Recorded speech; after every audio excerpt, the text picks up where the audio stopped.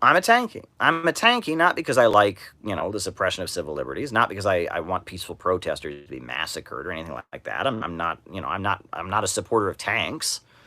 But I do think the Soviet Union played a very good role in the history of the world. The Soviet Union, raised millions out of poverty, defeated the Nazis in World War II, and launched satellites into orbit and invented space travel. It built the Aswan Dam and brought electricity to Egypt. Gave aid to people like Nelson Mandela and the people of so many countries in the world that were fighting for their national liberation. It made the issue of the black struggle in the United States and African Americans a worldwide conversation by highlighting the oppression of African Americans. The Soviet Union, it did a lot to improve the conditions of women. It made some amazing films. The father of the montage, Sergei Eisenstein, the music of Shostakovich. It wiped out illiteracy. It industrialized a whole country. It created a situation where millions of people from around the world went to the Soviet Union to get education. The Soviet Union, it did some pretty good things. And so if saying that the Soviet Union was a socialist society, which it was, and saying that it, despite its flaws, which I will happily admit, that it played a good role, if that makes me a tankie, I guess I'm a tankie. So I wear that term tankie with pride. I absolutely do. But why did I become a tankie? And why are these people like the Jacobinites or the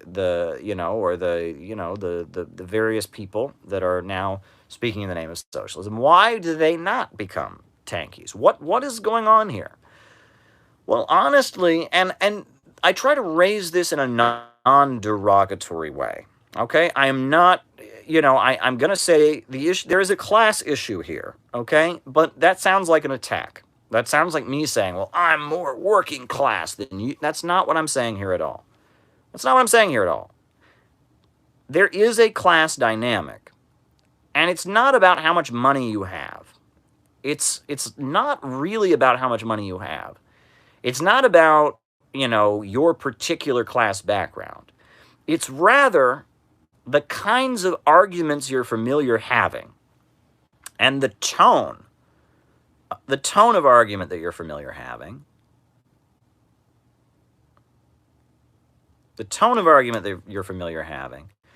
and what it is that you aspire to create.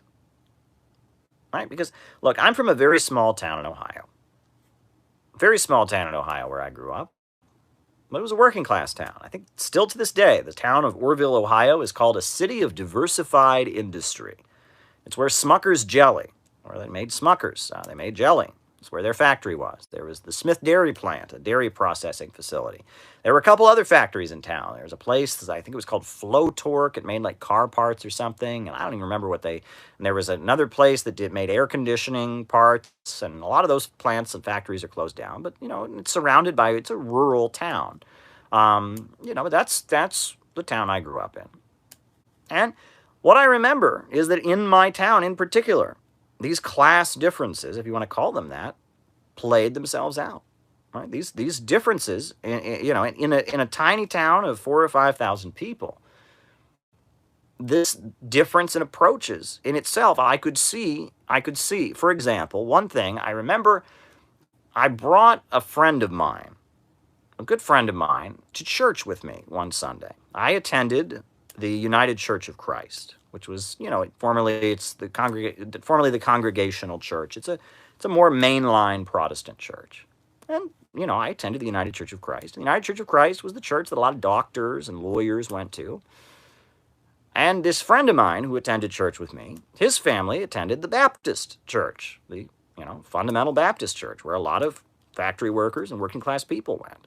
I remember one thing that my friend told me about the differences between our two churches. He said, "Your church is really calm, Caleb. Your church is really calm." And I said, "What do you mean?" Well, another Sunday I went with him to his church. His church was not very calm. Lots of yelling, lots of waving the Bible around, lots of screaming, lots of, very emotional, powerful stuff. Well, it's not simply a theological difference, right? The congregation of Baptist churches and evangelical churches and mega churches and the congregation of mainline Protestant denominations are very different. One is middle class. The other is more working class. Now, obviously, there were plenty of working class people who went to my church, and there were probably a few middle class people who went to his. But the tone of the two church services was very, very different. And the message is a little bit different, At the church that I grew up in, they were always emphasizing, moral reasoning and discernment. This idea that you should be wrangling with yourself. Am I doing the right thing? Am I not doing the right thing? And there was this kind of like you should be constantly having a moral dialogue in your head about, are you doing the right thing? But if one attends an evangelical church, it's much more about how there are clear rules and you must follow them. And if you don't follow them, you go to hell. But if you do follow them, you can be saved. It's much more, it's a very different message. They're not calling on you to constantly be wrangling with yourself and battling over what is right and wrong. They're calling on you to live by strict principles and adhere to those principles and not change from those principles. And again, though, this is rooted in class. And this is just in my little town, right? I mean, this is just in a little town in Ohio. The class differences in the entire United States are far bigger than the class differences in my little tiny town. And I'm just telling you, there are differences in approaches. And one thing I have noticed about social democrats is they don't seem to understand American anti-communism. Or at least, maybe that's not even fair. Maybe I should say their experience with American anti-communism is very different from mine. The way I understood American anti-communism was, I was told communism has failed everywhere it has ever been tried. It has failed everywhere it's ever been tried. Communist governments murdered millions of people. They killed more than Hitler. And no one should ever be a communist because it's against America. And it's against America. And keep in mind, this wasn't said simply in response to Marxism-Leninism. This was said in response to socialism. You said that you're a supporter of socialism. They would say, socialism, that's what the Soviet Union had. And it's failed everywhere it's ever been tried, never had one single success. And it killed millions of people. That was the narrative I got. I've noticed that a lot of these social democrats don't seem familiar with that narrative. That's what most of America thinks about socialism and communism. They think socialism and communism have failed everywhere they've ever been tried. They've never had any success. They killed millions of people. Being a socialist is the same as being an admirer of Hitler.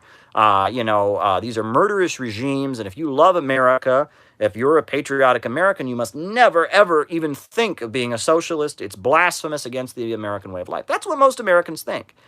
But I've noticed social democrats, the kind of people that become democratic socialists, the kind of people that become Jacobin crowd, they don't seem to have experienced that. Right? And I remember when I was first getting into Marxism and socialism as a young man, what I noticed was that a lot of those folks are not familiar with that. I tried to be a social democrat. I actually remember in my little town, around the time the Iraq War was starting, I tried to be a democratic socialist or a social democrat.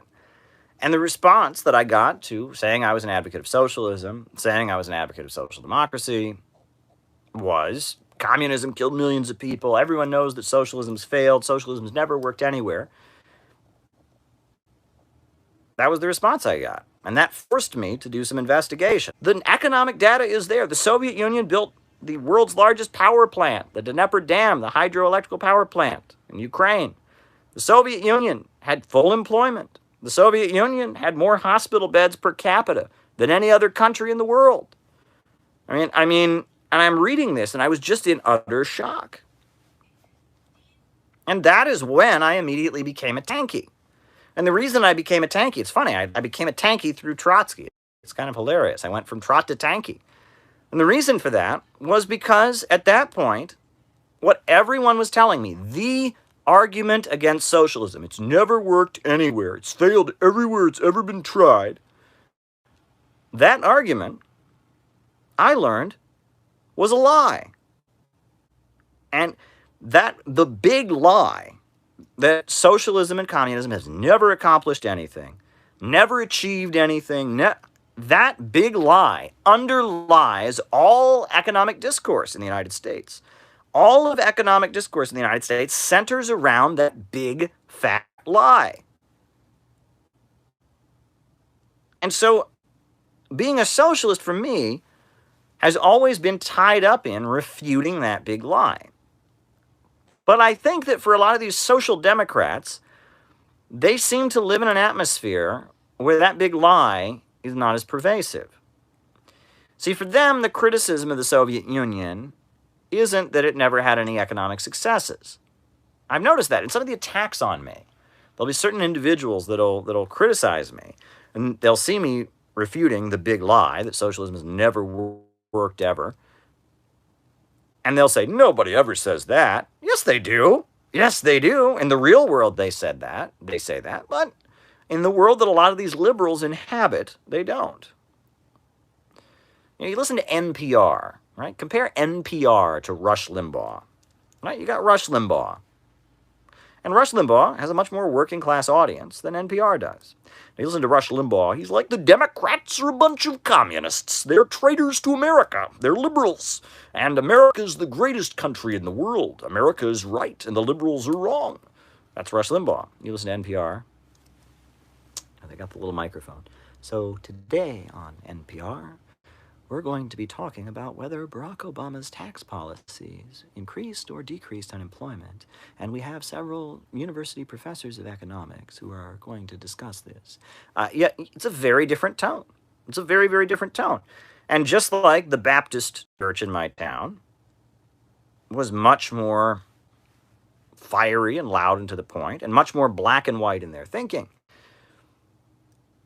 than my mainstream Protestant church, NPR is much more bland and liberal, and everything's a matter of opinion, and is there truth on either side, and than Rush Limbaugh is. Rush Limbaugh has a much more working class audience than NPR does. And then, let me add that there's another factor here. And this is an interesting factor because in this way I can almost relate a little bit to the more shrill folks in the Radlib camp. Because I also remember that in my little town, I lived in Ohio, and in 2004, in Ohio, there was a referendum on the ballot to ban gay marriage. To ban gay marriage. It was on the ballot. There was a constitutional amendment to the Ohio State Constitution to ban gay marriage that was on the ballot. I was opposed to it, as was my family, as were, a lot of the liberals that I knew. But the overwhelming majority of my town were for it. And I do remember that, one Sunday at my church, a woman came with the petition to ban gay marriage and got up and said, if anyone wants to sign the petition to ban gay marriage, please, I'm here and you can sign the petition. And, of course, some of the liberals in the church, it was a more mainline Protestant church. Some of the liberals in the church weren't too happy with that. But I remember when the liberals in my little church got up, they didn't get up with a petition to legalize gay marriage. They got up and gave this very, very, very lame, you should really study this amendment, and we should discern as a group. And everything that the liberals did, the right wing, were so full of passion and so full of belief that right was on their side, so full of belief that their opponents were wrong, so full of principles.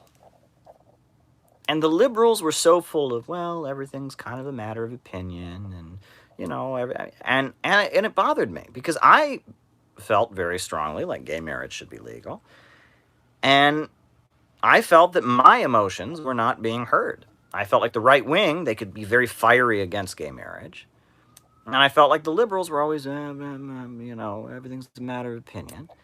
And I was like, where's the oomph? Where's the rage on my side? And I felt very erased, and I almost felt angry at the liberals. And it seemed like that. A lot of things that liberals do are all very, very, very, very, there is no real truth. The truth is all somewhere in the middle. And so that was part of my development as well. And so all of this, if we put the atmosphere of the Iraq War happening and being a big issue, if you put the atmosphere of everyone saying communism has never succeeded anywhere ever, and, I'm learning that that's simply factually inaccurate. And if you look at my frustration with the liberals, who seemed that their response to the right wing being so full of passion, and their response to it being, you're both right, all of that culminated in me becoming Mr. Caleb Maupin the tankie. And I've been tankie ever since, and I'm going to be a tankie for the rest of my life. But it makes me wonder, right? These people that are social democrats, what would we have to say to them to get them to be tankies? Right? What kind of logical reasoning could we make to them? There is a class issue here. There's a class issue here, and at the end of the day, trying to recruit social democrats may be completely pointless, because at the end of the day, the working class is much bigger than the middle class. And the middle class is dying across the United States. The middle class is completely dying. It's falling apart. A lot of people whose parents were middle class are now working class. The American middle class is decaying. There's a lot of, it's not happening like it once did. So that raises a question. But at the same time, what do we do about this? What do we do? At the end of the day, socialism is only going to come through the working class. The middle class will not create socialism. And it seems to me like a lot of the base of social democracy is middle class thinking. It's NPR. And a lot of their arguments against Trump really reflect that. Obviously arguing that Trump is bad for America's working families doesn't reflect that. His policies have hurt the American working class. That doesn't reflect that.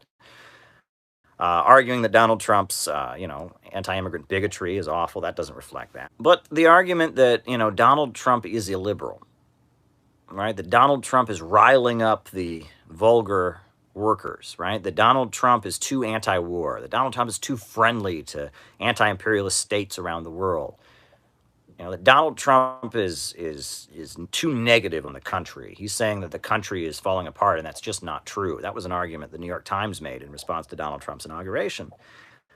There are some attacks on Donald Trump that show they're coming from a bad place.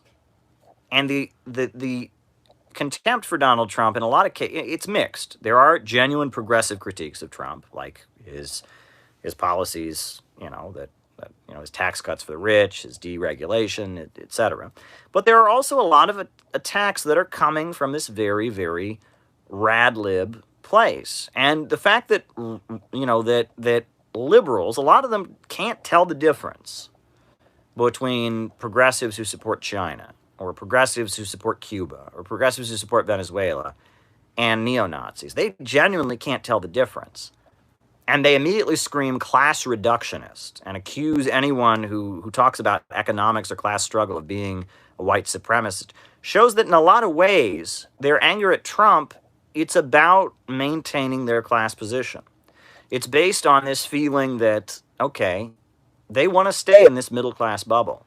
They want to stay in this liberal bubble where everything's a matter of opinion. And they are frightened of anybody talking like Rush Limbaugh, even from the left, right? They are frightened of any mass movement that says there is right and there is wrong in the world. They're frightened of it, right? Rush Limbaugh, he's on there saying, oh, America's the greatest, these liberals are all... They don't like that. But if someone was on there saying the truth, like capitalism is the problem and the workers need to rise up and fight for social... They're just as threatened by that. They live in this world where there is no clear truth, where everything's a matter of opinion. And they immediately consider anyone who does think that everything is not a matter of opinion, anyone who does think that there is right and wrong, anyone who does want to sacrifice, anyone who does want to stand for principles, they want to accuse that person.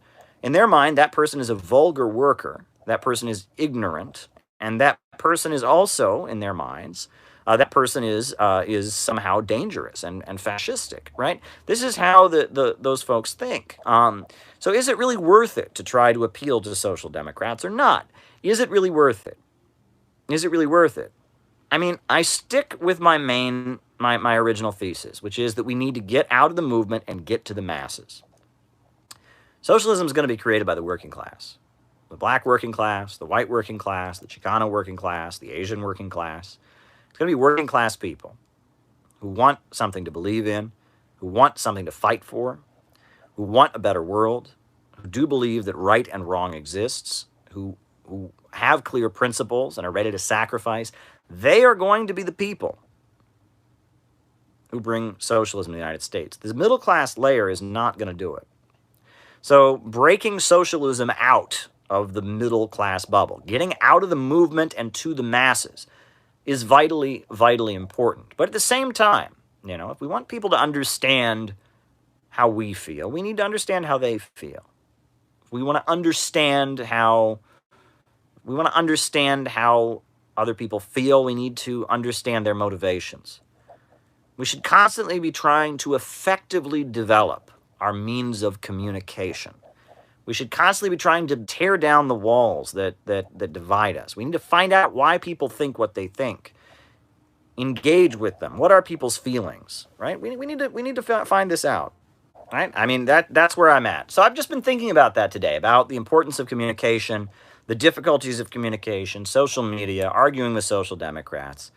And we emphasize a lot about how we're different, but on some level, we're going to have to learn to approach these people, right? I mean, they're going to be around. They're not going to vanish. These social democrats are not going to go away.